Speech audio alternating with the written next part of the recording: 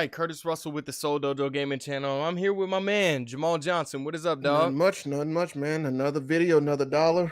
Ready to get back to it. Oh yeah.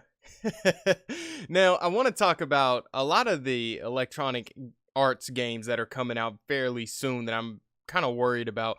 The first one I want to talk about is Anthem. Now, Anthem is a game that we know that BioWare is under immense pressure to make happen. Recently, I've seen a lot of the newer gameplay come out, and it's just looking like a Destiny clone, man. Mm-mm. It's looking like it's looking like Destiny meets what's that game? What's that game on PlayStation 4 that's free and it's like in space and it has ninjas in it? It's free in Space and Ninjas.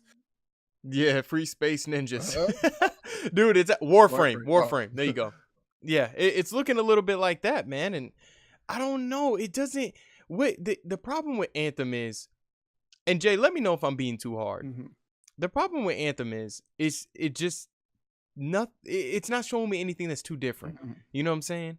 Um, Anthem just looks like it's something we've played before, which is like a little bit of Destiny, a little bit of Warframe. Mhm. It looks like a game you're just gonna grind a lot. We haven't seen too much of the story. Apparently this isn't gonna necessarily take the same story wise. It isn't gonna be on the same scale as like other BioWare Uh-huh. games. Um, and I don't know. I'm a little bit worried about this game, and I don't know what your thoughts on this game is, but I'm pretty worried about this one. Um, well, I haven't been able to really get much footage on it, but just kind of going based off of what you did tell me about the game here, and just it's. I think probably even if I was to not necessarily see the game, I know that one thing that's plaguing the gaming industry right now, it's kind of this uh copycat style of game developing. It's a difference between okay, seeing an idea, copying an idea, or a concept, or rather, yeah, copying this idea of this concept and then making it into your own. So Hmm. if we were to look at, Fortnite, well, obviously Fortnite got its idea from somebody, whether it's H1, or like I said, PUBG or whatever the case may be, games that were around battle royale wise before that, but then they turned it into their own. They add this building aspect to this game, this arcadish, just completely outrageous arcadish way to the game. So just I don't really think that you're being too hard on them because, like I said, right now, we should be past that point, especially in the year 2018, going into the year 2019, strictly just trying to build off of other game success. Now, like I said, Destiny is a game that year one had great, tremendous success. Year two, not so much, probably mediocre success. And then, like I said, Warframe, obviously, we know that probably one of the better free games on PlayStation. There's a lot of gamers that truly enjoy this game. But Hmm. overall, like I said, that doesn't give them the right to copy you. You got to truly turn it into your own game. You can't necessarily just change skins um, and character faces and then sell it as a new game. Right. And and Anthem might have its own, the things that make it different or whatever. And but it's like they haven't put that to the forefront in their trailers, or they haven't really sold the game in any way. If you look at what they talked about on E3, it was just kind of like this boring, these answers. Well, the questions were so scripted. Hmm. The answers were so scripted, and it's just they just talked about just they didn't really get so deep into the game, and it was just something I think not for the fans but more for the investors that are investing into this game. Yeah. And I don't know, just it I want, like, I want to stress that I want to see this game do well. Like, I'm one of those guys that love picking up games day one, but this is not a game I'll be picking up day one. I'm gonna hold back and kind of watch certain people play it Hmm. and let them know what they think about it, and if we have kind of a flop on our hands, or do we seriously have a good game on our hands right now. Yeah. And just looking at this game is that you probably nailed it on the head where there's just not much. Now I haven't seen any multiplayer aspect of it, and I don't know really, like I said, don't know too much about the game. Hmm. Um, Oh, it's bent on multiplayer, but yes. just seeing it, it's just like it almost it's like it's a reskin, or yeah, a reskin of a lot of other games. Like just looking at it just gives me a feel of a Titanfall esque, a Gears of Wow. War Yeah. esque type detailed design game. Like it's one of these games that's like it's I get the idea behind it, and like I said, we may both be wrong. But here on Mm-hmm. the Soul Dojo, we're fine with being wrong, even though that 100% Yeah. of the time we're not. So the day that we do become wrong, we will be sure to come and admit it on here. But I just think, like I said, the game overall it's not something that we haven't seen before. And like I said, even if it's something we've seen before, it's not worth us getting this day one or day two. It's really just kind of holding off, saying, "Oh, you know what? We'll just wait till it goes on sale. We'll go and play it, and then see how it turns out." But spending the $60 on a game, especially when there are others that are much better and that actually take this design and implements it well, it's just not worth it. Right, right. Let's move on to Jedi Fallen Order. Now, this game got announced during EA's press conference at E3, and they didn't really show anything. They just kind of they stood right next to I think the main guy of the development team, who is Respawn, Mhm. and he was just like, "Yeah, we're making this game. That's it. It's going to happen during the dark times of Star Wars, and it's when the Jedi's were being hunted." And Yeah. let me say, the premise of this game, I'm very excited for. If it's like an online Jedi game, this is pretty awesome. Mhm. So far EA has used the Star Wars license Mhm. to nothing. Yeah. I mean, I don't know how to say it in a very clean way. They have not done a good job. Yeah. They have not done a good job with the Star Wars license, and hopefully this game kind of switches their luck around. Now Respawn Entertainment got bought out by EA, so they are now part of EA's whole team and Mhm. whatever. So there's been news recently that they're going to release 2 new games next year. Now that could be Titanfall 3. Yeah. Me and you recently talked very well about Titanfall 2, Yeah. I think, off air, Mhm. of course. Really cool game, Yeah. fast paced. It does have the offset that you can jump into a Titan, and I think that's a cool thing about it. Mhm. Titanfall 3, any excitement from you if there's a Titanfall 3 coming to our consoles, Jay? I think it'll be pretty exciting to say the least. And like I said, we talked about Titanfall 2 off stream and just kind of watched some gameplay of it. It was never Titanfall 1 was never a game I really got into. But Titanfall 2 has a lot of gameplay I watch on it. Typically, that's what I like to do is just watch a lot of gameplay on it, and see how it transpires with others that are really good at the game to see whether or not I'm actually giving it a fair chance. And like I said, Titanfall 2, if I'm not mistaken, it's always hovering between $5 and $10 with discounts on it. Still a fairly playable game. So I know that a lot of the fan base, and I know that I'll be looking forward to it, especially seeing how Titanfall 2. I think it's been 2 or 3 years since the last Titanfall, so I think it'll be definitely a lot of excitement for me, and maybe one of the games that I do pick up day one just for the simple fact that how much hype Titanfall 2 got.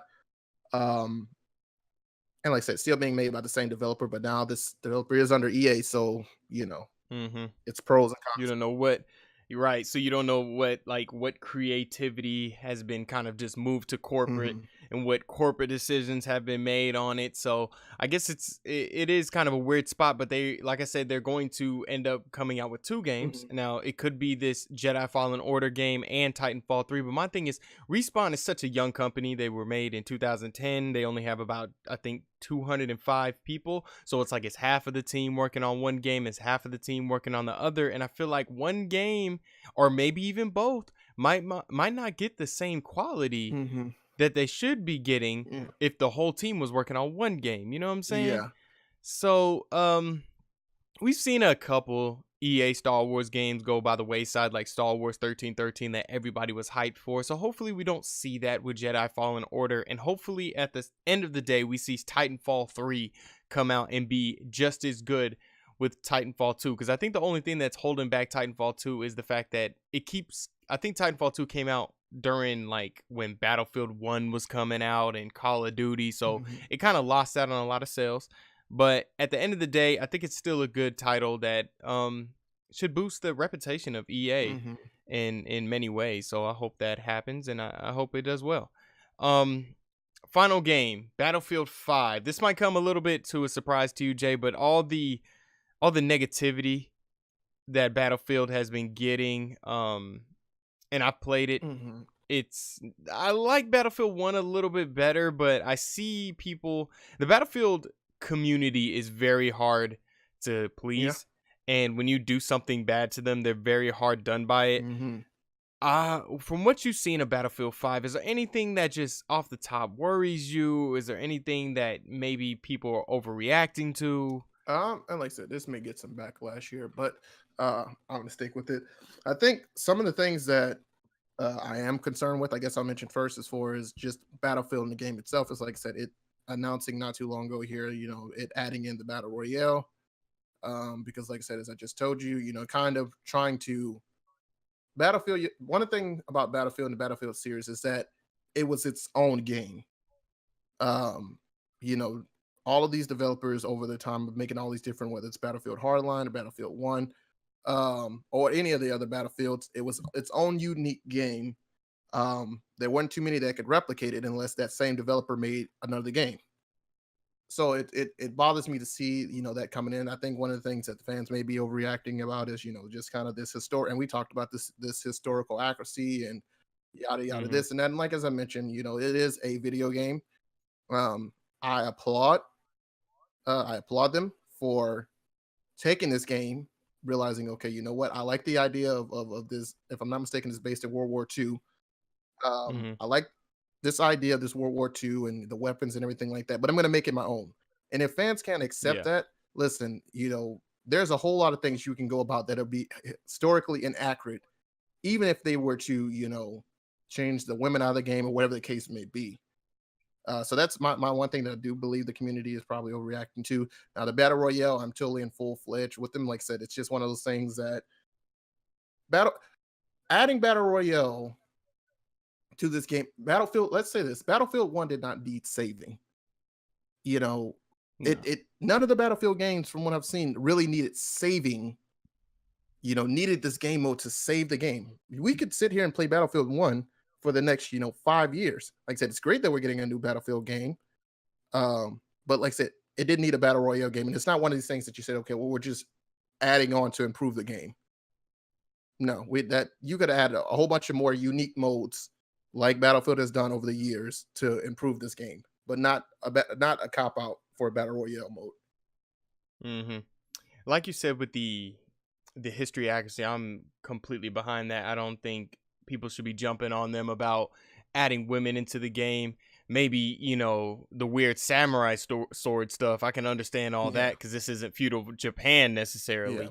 But yeah, I think the fans and EA are both kind of wrong with it, with that whole situation, because it's like, yeah, the history accuracy thing was in there with the women. That doesn't matter. But then like EA was like, look, if you don't like this game, like don't buy yeah, it. Like that's just bad business. yeah, That's just bad marketing. You shouldn't really say that. yeah, I'm not saying EA should have been like, okay, we're taking women out, but yeah, at the same time, you shouldn't say that to your people, because you're gonna end up, getting bit on that one. yeah, And Patrick Soderlin leaving and everything around Battlefield 5 is so negative. You had to end up um pushing the game back. yeah, And you said because you needed to sharpen things up. Well, we understand that's not true. It's because you were lacking 85% behind Assassin's Creed.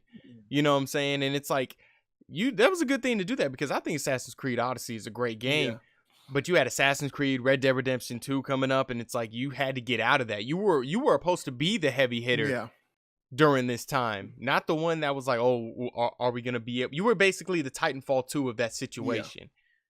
So that's what it worries me a lot with this game. The battle royale thing, like you said, at this point we do kind of have to, I guess, accept that they're doing this, even though they don't need yeah, it.